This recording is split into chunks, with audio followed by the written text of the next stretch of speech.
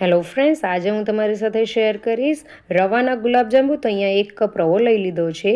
તો એક પેણીની અંદર 1 ચમચી ઘી એડ કરવાનું, કપ દૂધ અને 1 ચમચી જેટલી ખાંડ એડ કરી દેવાની છે. અને આ રીતે દૂધની અંદર ઉભરો આવી જાય એટલે આપણે જે રવો લીધો હતો તે રવો એડ કરી દેવાનો છે. રવો ધીરે ધીરે એડ કરવાનો છે.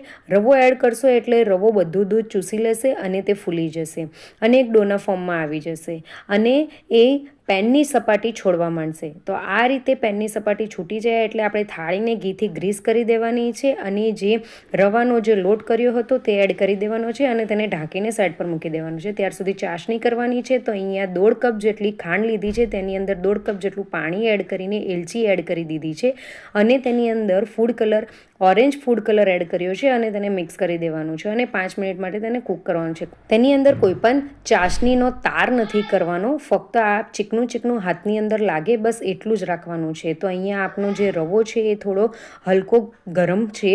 અહીંયા તેની અંદર 1 ચમચી જેટલું ઘી એડ કરી દેવાનું છે અને તેને એકદમ જ મસળી લેવાનું છે. તેને એટલું મસળવાનું છે કે તે એકદમ જ સોફ્ટ થઈ જાય. તો આ રીતે તેને એટલીસ્ટ 3 થી 4 મિનિટ સુધી મસળવાનું છે અને તેને આવી રીતે ઘસતા મસળતા આપણે નાના બોલ્સ બનાવીને રેડી કરી દેવાના છે. બોલ્સની અંદર કોઈ પણ જાતના ક્રેક નહીં હોવા જોઈએ, એનું ખાસ ધ્યાન રાખવાનું છે. તો આ રીતના મીડિયમ સાઇઝના બોલ બનાવીને મેં રેડી કરી દીધા છે. અહીંયા મેં ઘી લઈ લીધું છે, તેની અંદર ગુલાબજાંબુ એડ કરી દેવાના છે. અત્યારે તેને પલટાવવાની ઉતાવળ નથી કરવાની.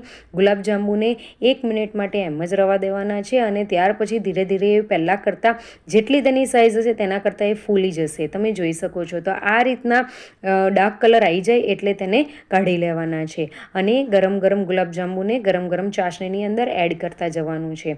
તો આ રીતના રવાના ગુલાબજાંબુ તમે ખૂબ જ આસાનીથી, ખૂબ જ ઇઝીલી ઘરે બનાવી શકો છો અને 2 કલાક માટે તેને રેસ્ટ આપી દેવાનો છે. તો તમને મારી રેસીપી ગમી હોય તો મારી રેસીપીને લાઇક, શેર અને કમેન્ટ કરજો અને ચેનલને જરૂરથી સબસ્ક્રાઈબ કરજો. બાય.